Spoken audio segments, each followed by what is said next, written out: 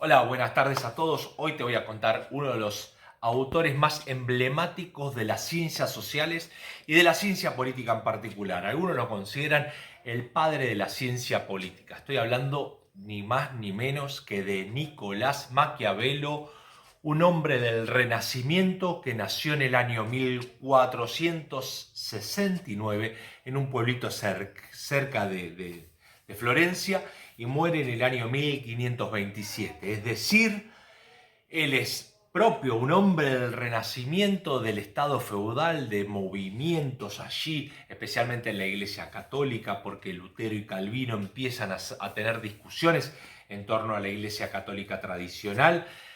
Los estados nacionales se estaban conformando, varios estados se estaban unificando, muchas unidades territoriales. Es contemporáneo de Copérnico, de tipos como Botticelli o Miguel Ángel.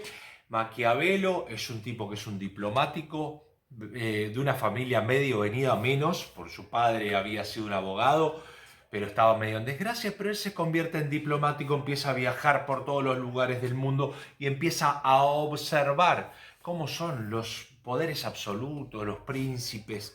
Mira algunos ejemplos de la historia de Grecia, de Persia, mira César Borgia y llega a varias conclusiones. Entre ellas, y por eso es que se lo considera padre de la ciencia política, intenta diferenciar la ciencia política de la filosofía política o de la historia. Él dice, bueno, yo voy a analizar la política como es.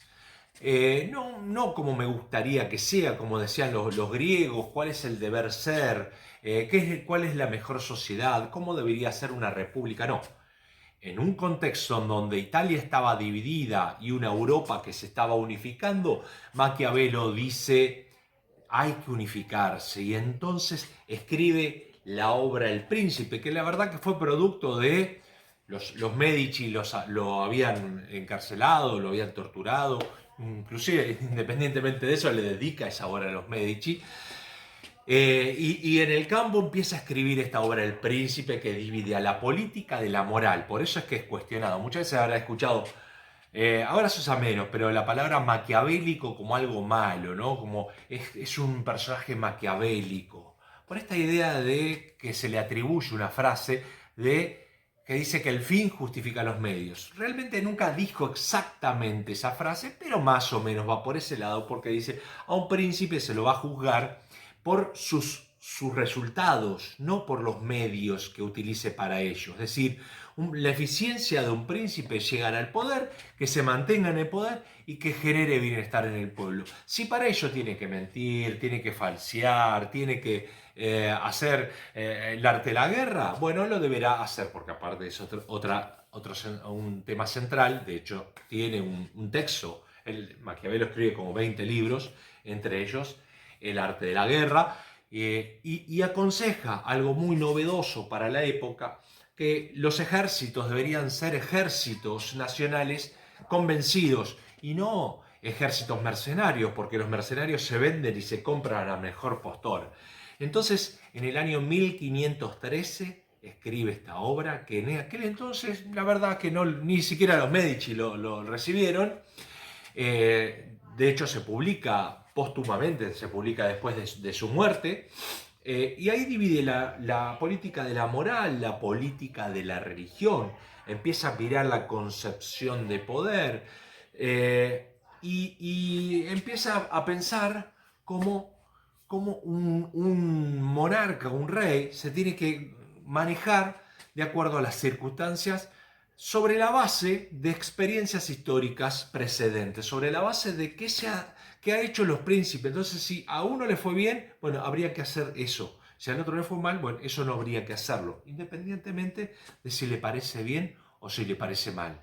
Esta obra fue de tan envergadura que es uno de los libros más leídos de las ciencias sociales y de la ciencia política en particular.